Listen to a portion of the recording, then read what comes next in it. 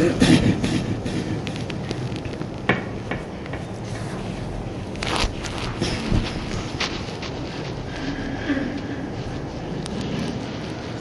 الحمد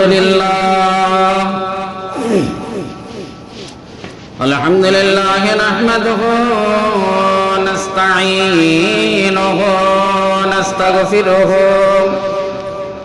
ونستغفره ونؤمن به ونتوكل عليه ونعوذ بالله من شرور أنفسنا ومن سيئات أعمالنا من يهده الله فلا مضل له ومن يضلله فلا هادي له ونشهد أن لا إله إلا الله وحده لا شريك له ونشهد أن محمدًا عبده ورسوله أما بعد فإن خير الحديث كتاب الله وخير الهدي هدي محمد صلى الله عليه وسلم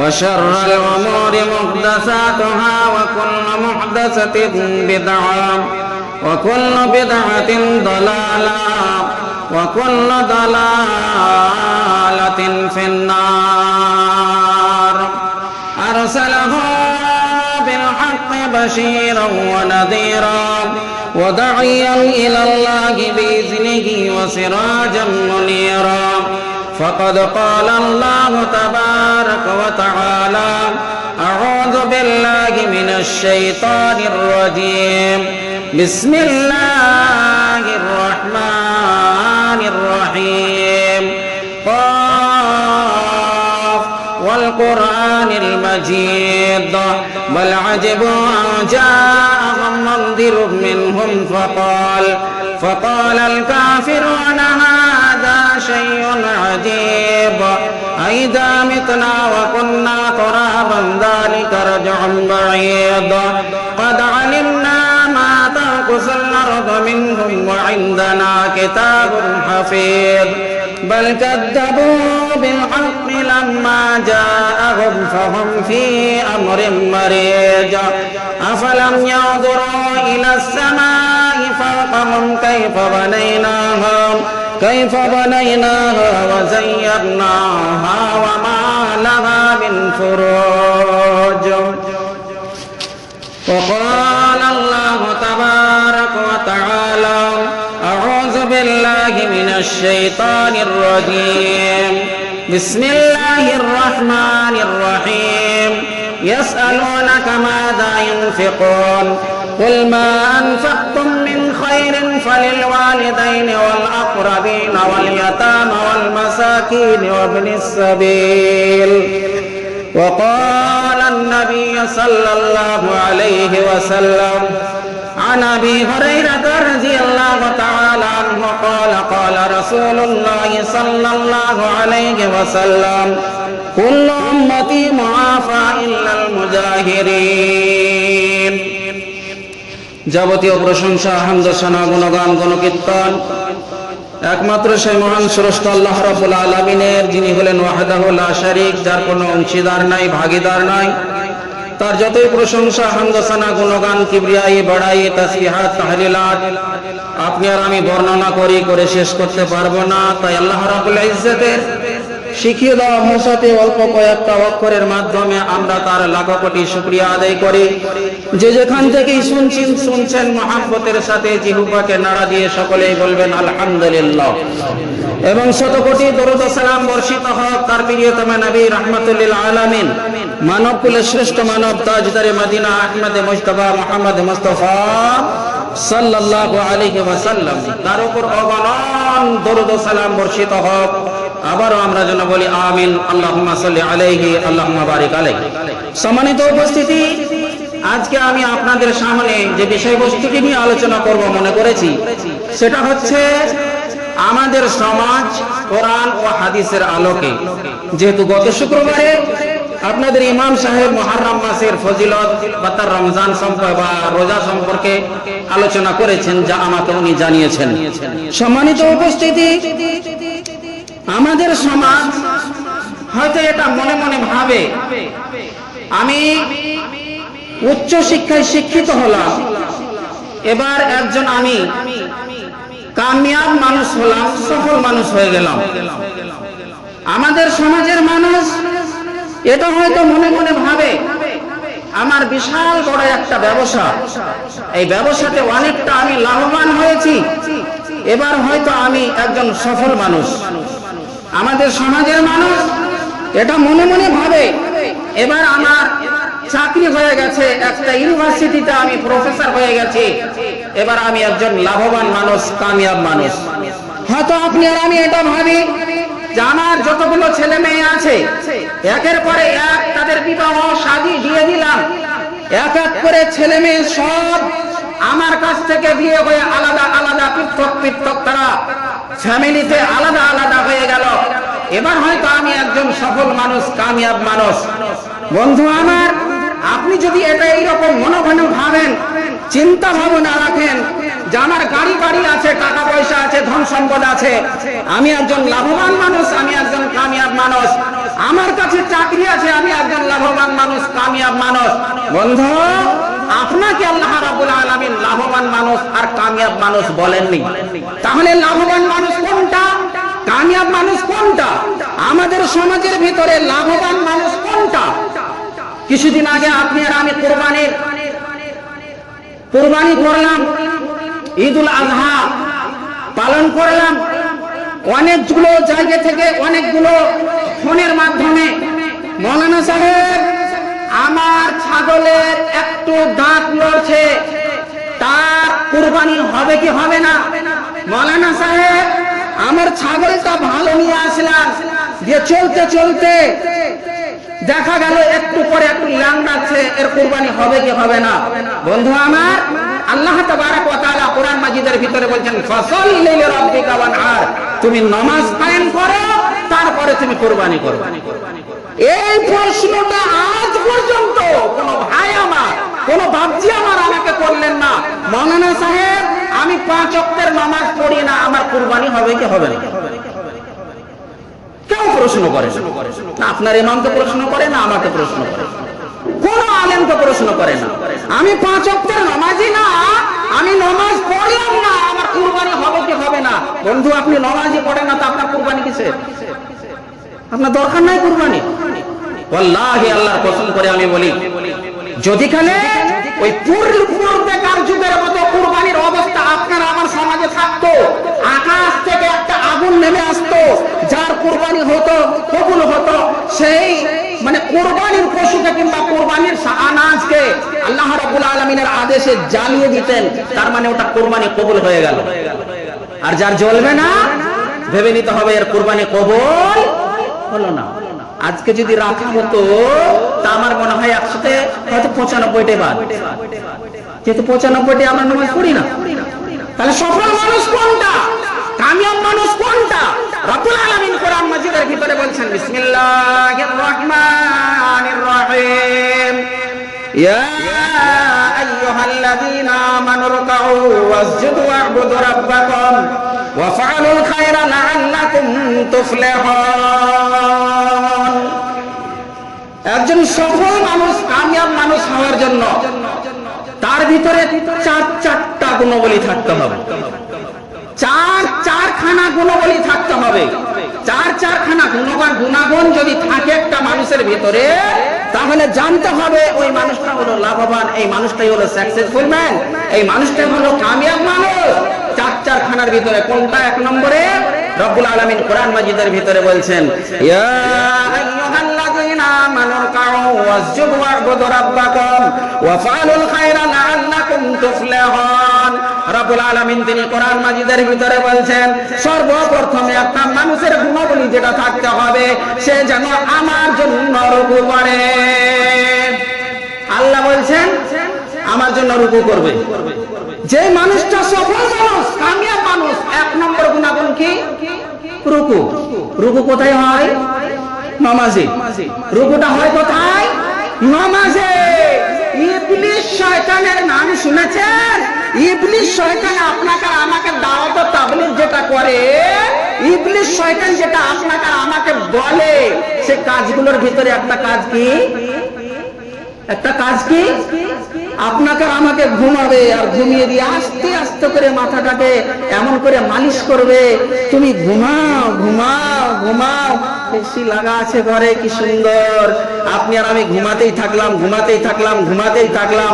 যেই সব মানে নামাজের সময় পার হয়ে গেল, তারপরে কুত্তাতে যেরকম করে পেশাব করে আপনার আমার মুখে পেশাব করে বেরিয়ে চলে যায়। সম্মানিত উপস্থিতি, এটা হলো ইবলিস শয়তান। ইবলিস শয়তান একটা সিজদা ছেড়েছিল। কয়টা সিজদা আল্লাহ রাব্বুল আলামিন করতে বলেছিলেন? লিআদাম ফাসাজাদু ইল্লা ইবলিস আবা ওয়াস্তাকবারা। হে ইবলিস, তুমি আমার আদমকে সিজদা করো। ইবলিস শয়তান একটা মানুষকে সিজদা করেনি, যার ফলে ওই ইবলিস শয়তান। তা আপনি জানেন আপনি কতগুলো সিজদা ছেড়ে রেখেছেন জীবনে? গণতি করে দেখেন। গুনতে গুনতে গুনতে গুনতে হয়তো আপনার ডায়েরি শেষ হয়ে যাবে, আপনি লিখে শেষ করতে পারবেন না। রাব্বুল আলামিন কোরআন মাজিদের ভিতরে বলছেন, এক নম্বর গুনাহগুণ থাকতে হবে আমার জন্য যে সে যেন রুকু করে, ইয়া আইয়ুহাল্লাযীনা আমানু তাউ ওয়াসজুদ, তারপরে আমার জন্য যেন সিজদা করে, আমার জন্য সিজদা করে, ওয়াসজুদ ওয়াবুদ রাব্বাকুম, আর আল্লাহর জন্য ইবাদত করে। এক নম্বর আল্লাহর জন্য রুকু করা, দুই নম্বরে আল্লাহর জন্য সিজদা করা, তিন নম্বরে আল্লাহর ইবাদত করা, ওয়াফআলুল খায়র, তারপরে ভালো কাজ করা।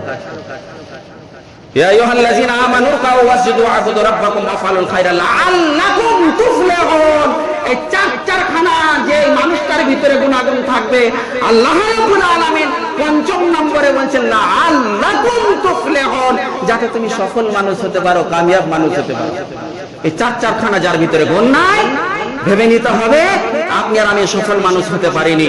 তাই একজন শায়ের তিনি উর্দু কথাতে বলছেন, ও মুআজ্জাজ থে জমানে মে মুসলমান হোকর, ও মুআজ্জাজ থে জমানে মে মুসলমান হোকর, আর হাম খার হুয়ে তারিখে কুরআন হোকর।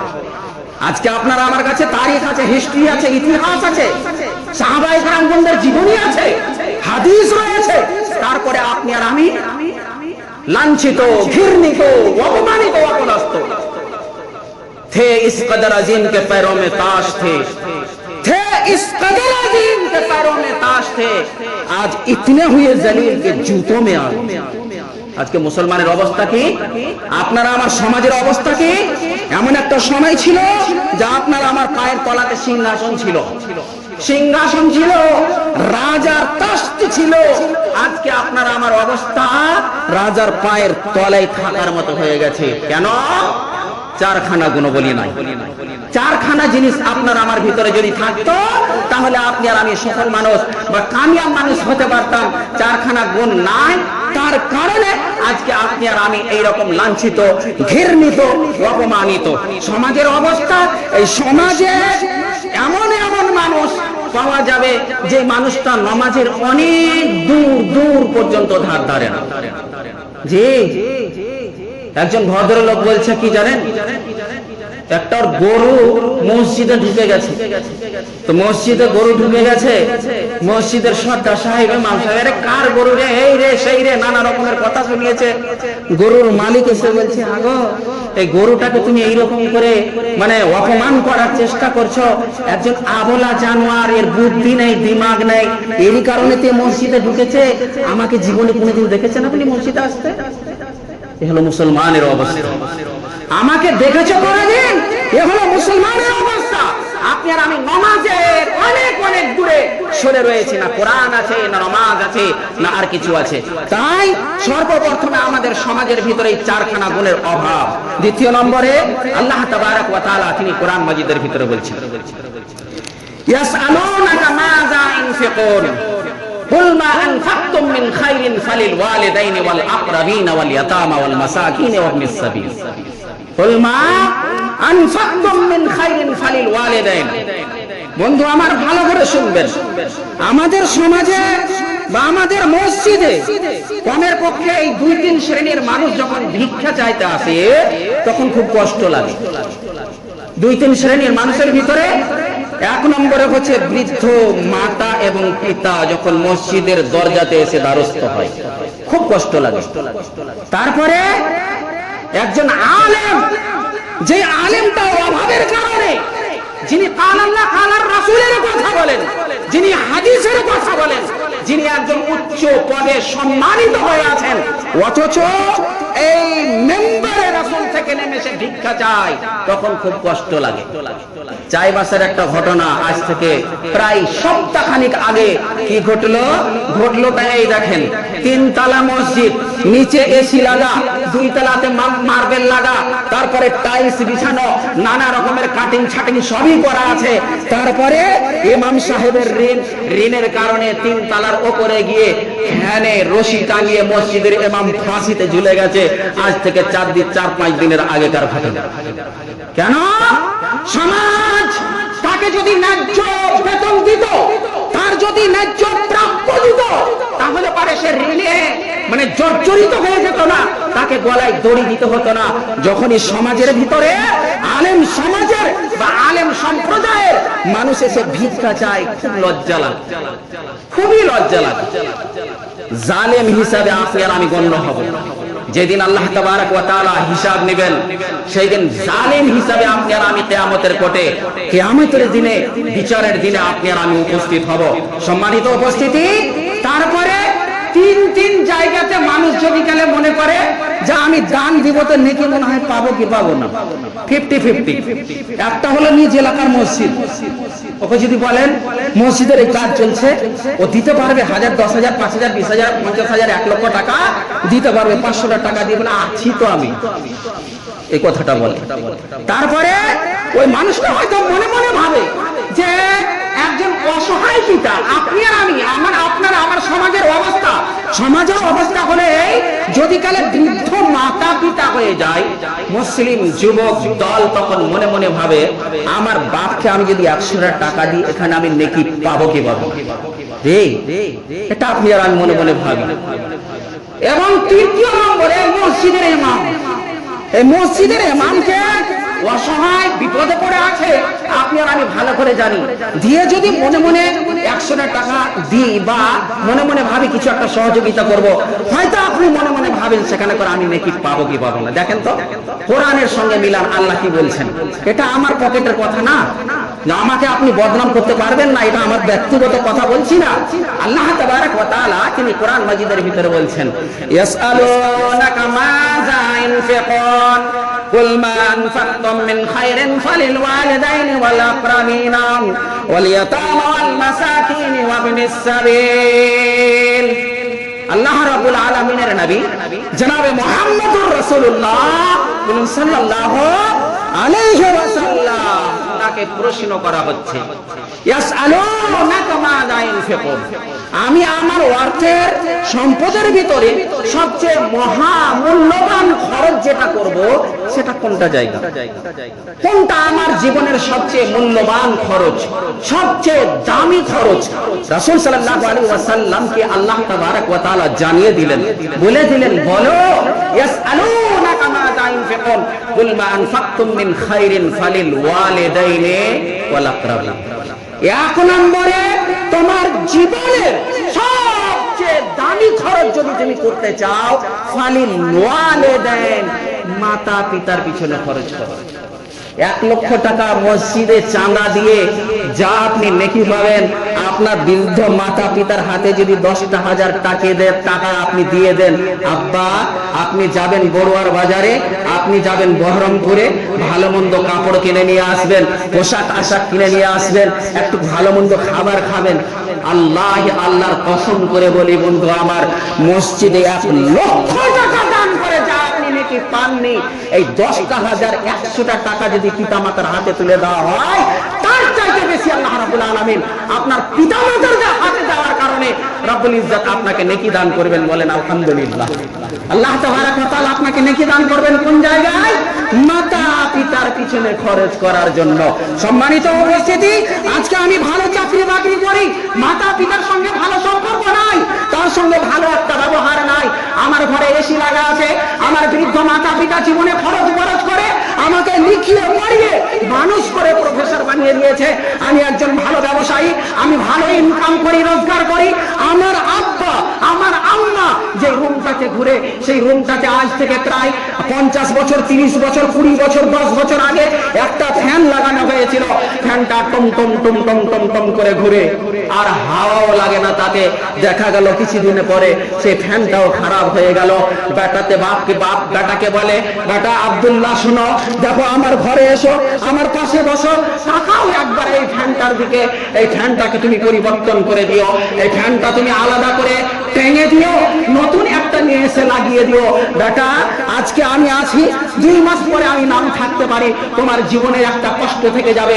যেই রকম আমি সারা জীবন জুন জুলাইয়ের মাসে একেবারে গরমের দিনে বিনা ফ্যানে, বিনা লাইটে, একটা বদ্ধ রুমে আমি আমার জীবন কাটালাম। বেটা তোমার কষ্ট আমার সহ্য হবে না, দয়া করে তুমি এই জায়গাতে একটা ফ্যান লাগিয়ে দিও। সম্মানিত উপস্থিতি, আজকে আপনারা আমার অবস্থা, মাতা পিতাকে আপনার আমি দেখতে পারি না। তাই আল্লাহ তাবারাক ওয়া তাআলা কুরআন মাজিদের ভিতরে বলছেন, ওয়ানফিকু মিম্মা রাযাকনাকুম মিন ক্বাবলি আন ইয়াতিয়া আহাদাকুমুল মাউত ফায়াকুলা রাব্বি লাউলা আখখারতানি ইলা আজালিন করিব ফাআসাদদাকা ওয়া আকুম মিনাস সালিহিন।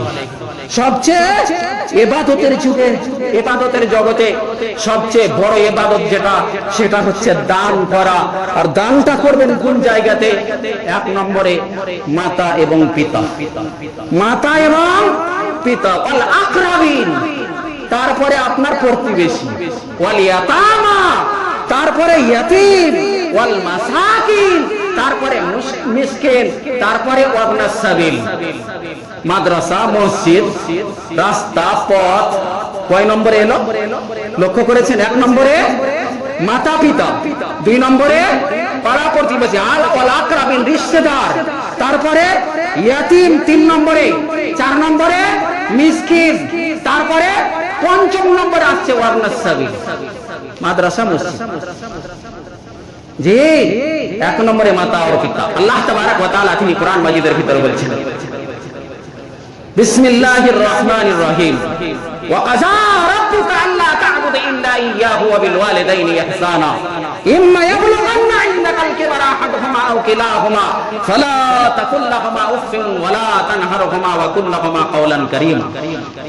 আপনার বয়স যখন 6 মাস ছিল, আপনারা আমার বয়স যখন মাত্র 3 মাস ছিল, সেই সময় আপনার পেটে ব্যথা করেছিল, সেই সময় আপনাকে জ্বর হয়েছিল, সেই সময় আপনার বডিতে পেইন ছিল, ব্যথা ছিল, যন্ত্রণা ছিল। যেই সময় আপনার বাক্য আপনার মুখ দিয়ে বেরিয়ে আসতো না, আপনার কথা বেরিয়ে আসতো না, সেই দিন হতভাগিনী মা আপনার মনের কথাকে বুঝতে পেরে হোমিওপ্যাথিক ওষুধ নিয়ে আপনার মুখে ডপারে করে তুলে দিয়েছিলেন। আজকে ওই মাতা পিতা ভুলিয়ে গেছেন। আজকে আপনি ইংলিশে কথা বলতে পারেন, হিন্দিতে কথা বলতে পারেন, বাংলাতে কথা বলতে পারেন, ফার্সিতে কথা বলতে পারেন, আরবিক ভাষাতে কথা বলতে পারেন। কথা কথাই আপনি আর আমি বলি, ধর তুমি কিছুই বুঝো, ধর তুমি কিছুই বুঝো না।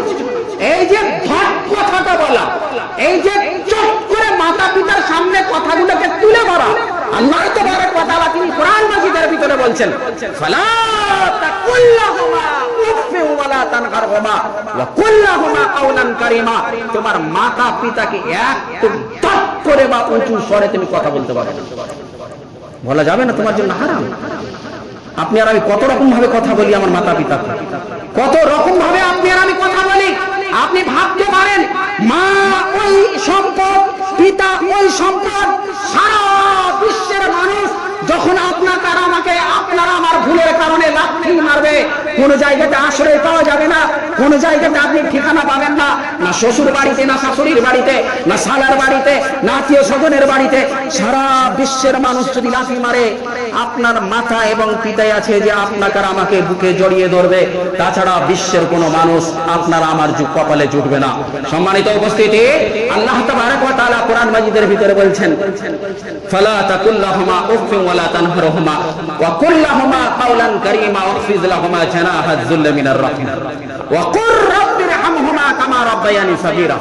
বলতে পারবেন? আজকে ভোরবেলায়, ভোর থেকে নিয়ে এখন পর্যন্ত কজন মুসলমান আছেন আমাদের সমাজের ভিতরে যা আমি ভোরের নামাজের পরে একবার বলেছি রব্বিরহামহুমা কামা রাব্বায়ানি সাগীরা? বলতে পারবেন? যদি আপনি আপনার মাতা পিতার জন্য না বলে থাকেন তাহলে পারে আপনার ছেলে আপনার জন্য বলবেন, এটা কি করে ভাবতে পারলেন? যে আপনি তো বলেননি আপনার পিতা মাতার জন্য, তা আপনি কি করে এটা আশা রাখেন যে ছেলেটাকে আপনি আব্বু আব্বু বলেন, আম্মু আম্মু বলেন, সে ছেলে মেয়ে আপনার আমার জন্য কি করে দোয়া করতে পারে? করবে না, যেহেতু আপনি করেন না। ওইরকম পরিবেশ আপনি আর আমি গঠন করতে পারিনি। ওইরকম সমাজ আপনারা আমার নয়, ওইরকম সমাজ আপনারা আমার ভিতরে নাই, যার ভিতরে আল্লাহ নাই, যার ভিতরে নামাজ নাই, যার ভিতরে কিছু নাই। তারপরে মানুষ মরে গেল, তারপরে মরার দিন থেকে চালু হয়ে গেল খানা। যে মরা গেল, মরার পরের দিন থেকে, মরার পর না, মরার দিন জোর পরে মাটি হবে।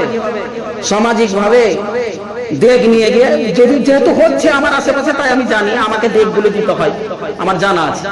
যে তারপরে কি হলো, সমাজ থেকে হোক বা 5 জন 10 জন মিলে হোক, সে টাকাগুলো জমা করলো, এক জায়গাতে খানা রান্না হলো।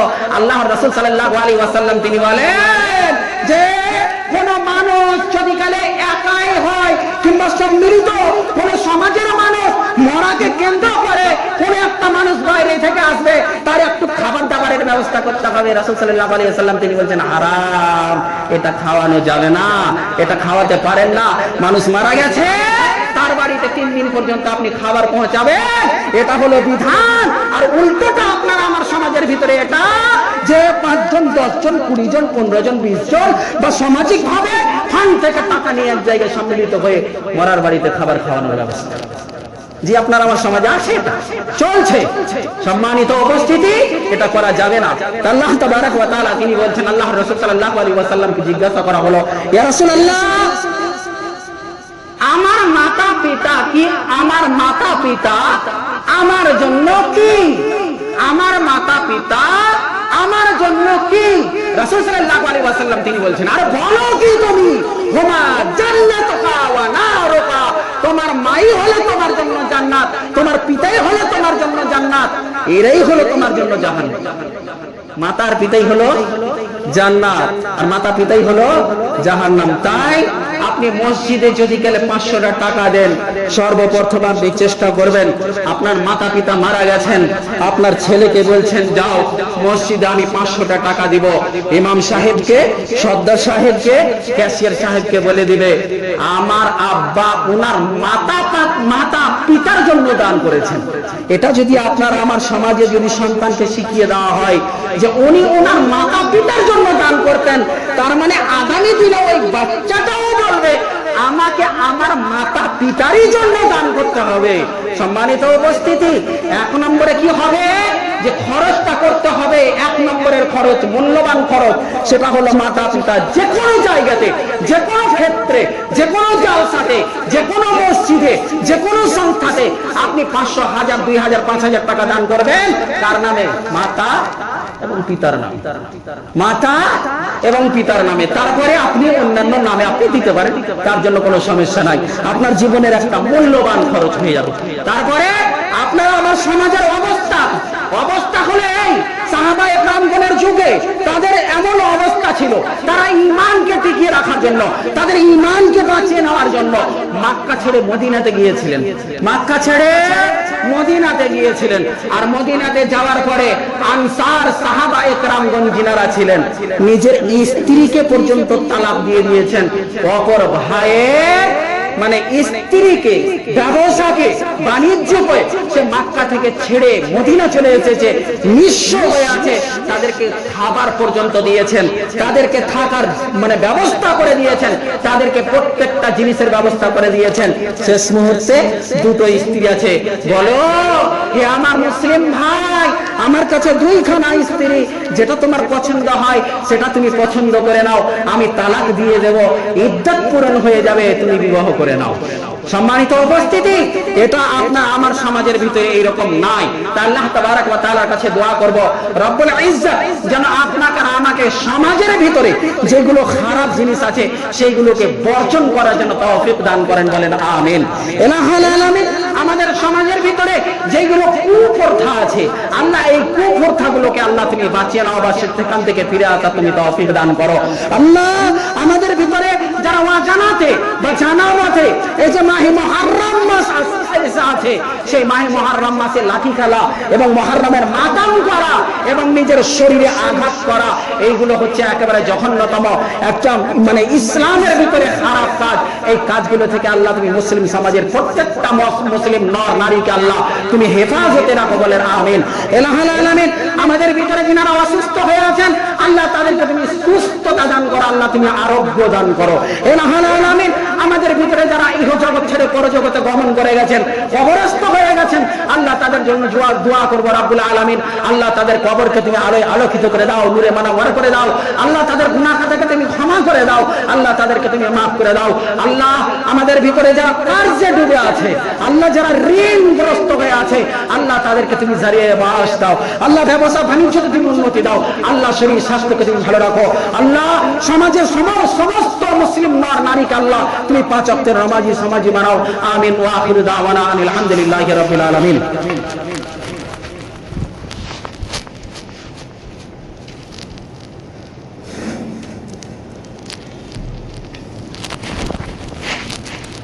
حامد ونصلي على ما بعد فاعوذ بالله من الشيطان الرجيم بسم الله الرحمن الرحيم يا ايها الذين امنوا اذا نودي للصلاه من يوم الجمعه فسعوا الى ذكر الله وذروا البيع ذلكم خير لكم ان كنتم تعلمون فاذا قضيت الصلاه فانتشروا في الارض وابتغوا من فضل الله واذكروا الله كثيرا لعلكم تفلحون واذا راوا تجاره او لهوا انفضوا اليها وتركوك قائمه قل ما عند الله خير من الله ومن التجاره والله خير الرازقين اللهم صل على محمد وعلى ال محمد كما صليت على ابراهيم وعلى ال ابراهيم انك حميد مجيد اللهم بارك على محمد وعلى ال محمد كما باركت على ابراهيم وعلى ال ابراهيم انك حميد مجيد ربنا تقبل منا انك انت السميع العليم وتب علينا انك انت التواب الرحيم الحمد لله رب العالمين